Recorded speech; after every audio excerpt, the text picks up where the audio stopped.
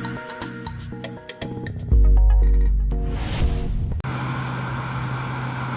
And welcome dear students to Unacademy math channel. Myself Vipul Pandya.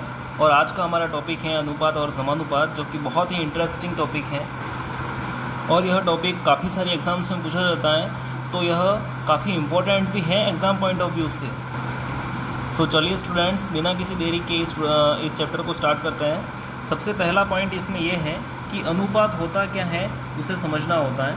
तो अनुपात दो संख्याओं को तुलनात्मक दृष्टि से देखना, यानी कि दो संख्याओं की तुलना करना। सबसे पहले हम समझते हैं, एक संख्या है 4। यदि मैं आपसे पूछूं कि यह संख्या 4 बड़ी है या छोटी है, तो आप जवाब नहीं दे पाओगे, क्योंकि इसकी किसी संख्या के साथ में तुलना करने के बाद ही हम कह सकते हैं कि संख्या बड़ी है या छोटी है। जैसे कि मैंने यहाँ पे एक और संख्या लिख दी 2, तो अब आप क्या कहोगे, इन दोनों की आराम से तुलना कर सकते हो। हमें यहाँ पे दिख रहा है कि 4 2 से बड़ा है, और यदि मैंने एक और संख्या यहाँ पे बाद में लिख दी 8 लिख दिया, तो अब आप क्या कहोगे कि 4 8 से छोटा है। तो हम किसी भी संख्या को तुलनात्मक दृष्टि से देखने के बाद ही यह कह सकते हैं कि वह संख्या छोटी है, बड़ी है या बराबर है। अब यदि मुझे इन संख्याओं को अनुपात में लिखना होगा, तो मैं कैसे लिखूँगा, 2:4। या फिर एक और अनुपात बनाना है तो कैसे बना पाएंगे, यहाँ पे 4:8। ये अनुपात को लिखने का तरीका होता है। उसी अनुपात को व्यक्त करने का एक और तरीका होता है, 2:4 को हम ऐसे भी लिख सकते हैं 2/4। उसी तरह 4:8 को क्या लिख सकते हैं, 4/8। अगर हम इसे कटा दें तो यहाँ पे क्या आ जाएगा, 1/2, 2 की टेबल से कट जाएगा। और वैसे ही 4 की टेबल में ये 1 टाइम और 4 की टेबल में ये 2 टाइम। तो हमने क्या देखा कि इन संख्याओं को सरलीकृत करने के बाद, उसे कटाने के बाद उसका जो रेशियो का मान आ रहा है 1/2, और यहाँ पे भी क्या आ रहा है 1/2, दोनों यहाँ पे सेम आ रहे हैं, 1/2 और 1/2। सो इससे हमने क्या सीखा कि रेशियो को गुणक के रूप में भी लिख सकते हैं, यानी कि कोई रेशियो है 1/2, जैसे कि हमने एग्जांपल ले लिया यहाँ पे 1/2, तो इसमें मैं किसी भी संख्या को मल्टीप्लाई कर दूँ तो वो उसी रेशियो में गिना जाएगा, यानी कि वो उसी रेशियो का पार्ट होता है, उसकी वैल्यू भी वही आनी है लास्ट में जो इस रेशियो की होती है। यानी कि मेरे पास यहाँ पे 1:2 है, तो मैं इसमें किसी भी संख्या का मल्टीप्लाई कर सकता हूँ। जैसे कि मैंने 3 से मल्टीप्लाई किया तो ये हो जाएगा 3:6। सो ये और ये दोनों रेशियो इक्वल हैं आपस में, और इसी को हम क्या बोलते हैं, समानुपात कहते हैं। 2 रेशियो होते हैं, यदि 2 रेशियो बराबर हैं तो इन दोनों के बीच में जो तुलना होती है वो किसके द्वारा होती है, समानुपात के द्वारा होती है। यानी कि समानुपात हमें क्या बताता है कि 2 रेशियो आपस में उनकी जो वैल्यू आएगी 2 रेशियो की, वो समान ही होगी। सो फ्रेंड्स, इसका बेसिक नॉलेज तो हमने गेन कर लिया है, लेकिन हम सवालों की ओर जाते हैं कि इसके सवाल परीक्षा में किस दृष्टि से पूछे जाते हैं और कैसे टाइप के पूछे जाते हैं, क्योंकि जितना सिंपल हमें दिख रहा है उतना सिंपल एग्ज़ाम में होता नहीं है।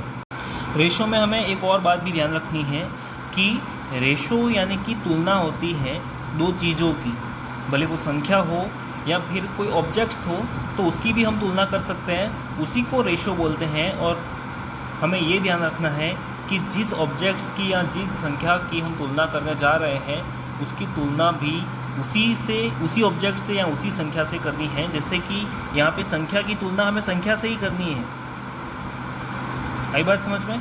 यानी कि संख्या की तुलना किसी ऑब्जेक्ट के साथ नहीं कर सकते, संख्या की तुलना पेन से नहीं कर सकते, हमें संख्या की तुलना संख्या से ही करनी है। वैसे ही हम पेन की तुलना पेन से ही करेंगे, ना कि पेंसिल से। यानी कि 2 पेन और 3 पेन, इन दोनों का हम रेशो निकाल सकते हैं, लेकिन यदि मैंने यहाँ पे पेन से यूँ लिख दिया तो इन दोनों का रेशो नहीं निकल सकता, क्योंकि ये दोनों ऑब्जेक्ट्स अलग अलग हैं। तो आपको ये बात ध्यान रखनी है कि रेशो सेम ऑब्जेक्ट्स पर ही निकालते हैं, तभी उनका कंपैरिजन हम कर सकते हैं।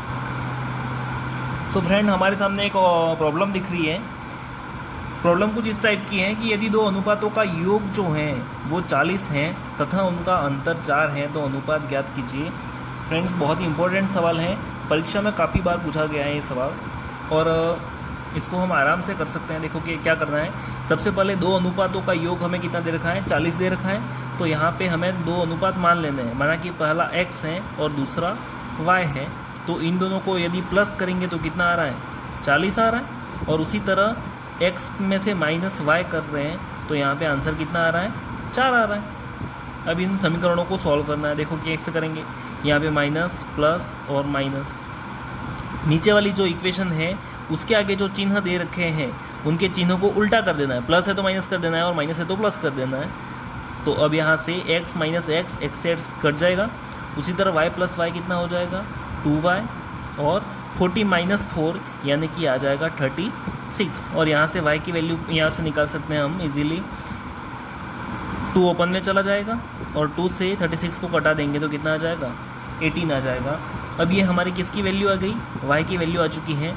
तो y की वैल्यू समीकरण 1 या समीकरण 2 किसी में भी पुट करके हम आंसर निकाल सकते हैं। तो हमने क्या किया, इसकी वैल्यू को समीकरण 1 में पुट कर दिया। तो यहाँ से आ जाएगा x प्लस वाई की वैल्यू कितनी आ गई, 18। तो यहाँ से आ जाएगा 18 इक्वल टू 40।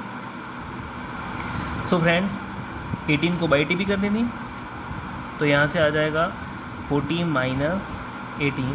तो x की वैल्यू कितनी आ जाएगी, 22। ये हमारा आंसर निकल के आ चुका है। x हमारे पास कितना है, 22 है, और y हमारे पास कितना है, 18 है। सो आप देख भी सकते हैं कि सवाल को जैसे सॉल्व किया है उन दोनों संख्याओं को लेके आप उसका वेरीफाई भी कर सकते हैं। जैसे कि हमारे पास दो संख्या आ रही हैं, हमको सवाल में ये कहा था कि यदि दो अनुपातों का योग जो है वो 40 है तो 22 और 18 40 ही होते हैं, और उनका अंतर जो है वो 4 है, यानी कि 22 माइनस 4 करे, 22 माइनस 18 करे तो 4 ही आ रहा है। यानी कि हमारे द्वारा जो आंसर निकल गया है वो बिल्कुल सही है। सो फ्रेंड्स ये तो हो गया इसका एक तरीका जिसको हम परीक्षा में कर सकते हैं, लेकिन हमें करना बिल्कुल भी नहीं है, क्योंकि परीक्षा में हमारे पास इतना टाइम थोड़ी ना होता है। हमें तो परीक्षा में 2 या 3 सेकंड में ही आंसर लाना होता है। तो इसके लिए भी एक शानदार ट्रिक है जो मैं आपको बता रहा हूँ यहाँ पे, जिसका आंसर मात्र 2 सेकंड में आ जाएगा फ्रेंड्स। सो फ्रेंड्स हमें कुछ भी नहीं करना है। यहाँ पे हम रेशो को लिखते कैसे हैं, x बटे वाई के रूप में लिखते हैं। तो यहाँ पे x की जगह पे हमें क्या करना है, जो दोनों रेशो का अंतर दे रखा है, योग दे रखा है, योग कितना है हमारे पास, 40 है, और अंतर कितना है, 4 है, उन दोनों को जोड़ना है एक बार, यानी कि 40 प्लस 4 कितना हो गया, 44 बटे, और एक बार घटाना है तो 40 माइनस 4 कितना हो गया, 36। इसे 2 की टेबल से कटा देंगे तो यहाँ पे आंसर निकल के आ जाएगा 22 बटे 18। जी हाँ फ्रेंड्स, हमारा आंसर निकल के आ चुका है। जो यहाँ पे था वही है, और मात्र इसको करने में 2 सेकंड ही लगते हैं। सो फ्रेंड्स अगर आपको मेरी ये ट्रिक अच्छी लगी हो तो इस वीडियो को लाइक करें, शेयर करें और सब्सक्राइब बटन पर ज़रूर क्लिक करें। Thank you.